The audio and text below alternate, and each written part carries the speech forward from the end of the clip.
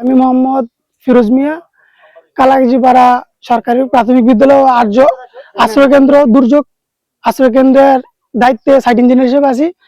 আমাদের ওই সাইট থেকে গত জুলাই মাসের 7 তারিখ রাত্রিবেলা প্রায় 3 টন রড চুরি হয়েছিল। তার মধ্যে 20 mm বা যেটা 6 সুতা বলে সাধারণ ভাষায়, ওইখানে ছিল 840 কেজি। 12 mm যেটা 4 সুতা বলে, ওইখান থেকে 1 টন, আর 10 mm প্রায় 1 টনের মতো রড চুরি হয়েছিল। এখন এলাকার স্থানীয় বিএনপি নেতাকর্মী সহায়তায় আমরা আজকে এখানে আমাদের যে রডগুলো চুরি হয়েছিল তার সাথে মিল, এখানে কিছু রডের সন্ধান পাওয়া গেছে। আমরা এসে দেখি যে এই রডগুলো এগুলো আমাদের রডের সাথে মিল পাওয়া গেছে। এখানে 6 সুতা, 4 সুতা এবং 3 সুতা, 20 মিলি, 12 মিলি, 10 মিলি, 3 ক্যাটাগরি রড পাওয়া গেছে। আমাদের কোম্পানির রড হয়েছে বাইজিৎ স্টিল, আর এখানে যে ভবনটি হচ্ছে ওইখানে ব্যবহৃত হয়েছে একেএস। আমাদের আর ওনাদের বিল্ডিং এ যে ড্রয়িং দেখছি আমরা, ওইখানে কোনো 20 mm রডের কোনো উল্লেখ নাই, মানে যে ইঞ্জিনিয়ার ডিজাইন করছে উনি 20 mm রড ব্যবহার করে নাই। তাইলে এখানে ওনারা 20 mm রড আইনা রাখছে, তাই যেহেতু এটা ব্যবহার করে না তাহলে তো এটার কোনো কাজ দরকার নাই। এখানে আমরা এটা পাইছি আমাদের আইন শৃঙ্খলা বাহিনীর সহায়তা। ওনাদের কাছে ওনাদের রডগুলো কোথা থেকে আনছে ওনারা উপযুক্ত কোনো প্রমাণ দিতে পারতেছে না।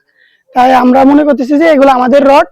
আমরা আইন শৃঙ্খলা বাহিনীর কাছে, স্থানীয় নেতাকর্মীদের কাছে আমাদের আবেদন যে আমাদের রডগুলো যাতে আমাদেরকে সুষ্ঠুভাবে ফিরিয়ে দেওয়া হয়, আমরা যাতে আমাদের কাজটা খুব সুন্দরভাবে তাড়াতাড়ি শেষ করতে পারি।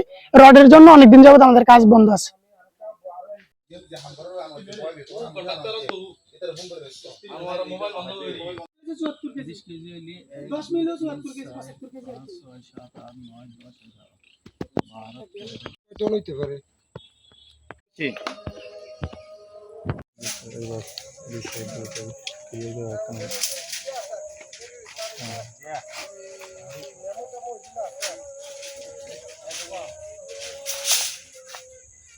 ভাই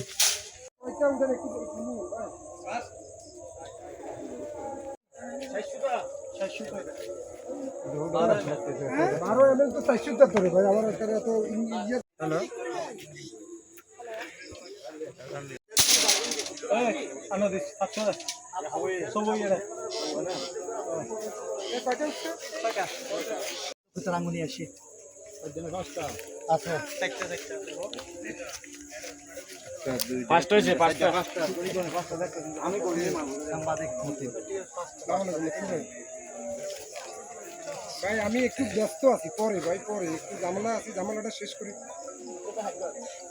হ্যাঁ আমি যোগ্য করছি ভাই। হ্যাঁ হ্যাঁ, এটা হলো গাগরাকুল না কি, গাগরাকুল রাধানগর ইউনিয়নে গাগরাকুল।